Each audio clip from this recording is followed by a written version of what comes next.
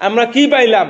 একটা কথা মনে রাখবেন, কারবালার ঘটনা যদি না ঘটতো, ইমাম হুসাইন যদি নবীর পরিবারের 21 জনে যদি কারবালার জমিনে রক্ত না দিত, ভাই আমরা কোরআন হাদিস নামাজ রোজা জিকির আজকার এগুলা কোরআন যদি পাইতাম, এজিদ 50 পারা বানায় দিত, 30 পারা কোরআন না 50 পারা বানায় দিত।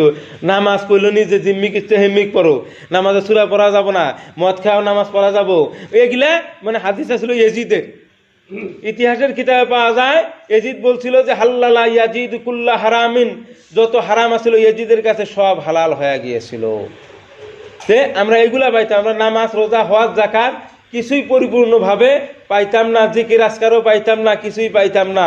ওই জন্য হ্যাঁ দেখবেন অনেক মানুষ আছে ইয়াজিদের ব্যাপারে, অনেক আলেম আছে হ্যাঁ ইমাম হুসাইনের ব্যাপারে বলে না, কারবালার ব্যাপারে মানে খালি যদি কয়া হয় যে আমরা মহরম পালন করবো, হেই যেটা কোরআনে নাই, হাদিসে নাই, অমুক নাই, তুমুক নাই, এগুলা। কিন্তু আমরা ইসলাম পাইছি। নামাজের যদি কথা বলেন, নামাজ নবীজি মেরাজে থেকে আনছে ঠিকই, কিন্তু ইয়াজিদের জামানায় নামাজকে নস্যাৎ করে দিয়েছিল। ইমাম হুসাইনের ওসিলায় আমরা আবার ফিরে পাইলাম নামাজ, আমরা জিকির আজকার সমস্ত কিছু ইমাম হুসাইনের উসিলায় পাইলাম। ওই জন্য ইমাম হুসাইনের জামানার থেকে আজ পর্যন্ত কিয়ামত পর্যন্ত দুইটাই দল থাকবে, একটা হুসাইনি আর একটা ইয়াজিদি।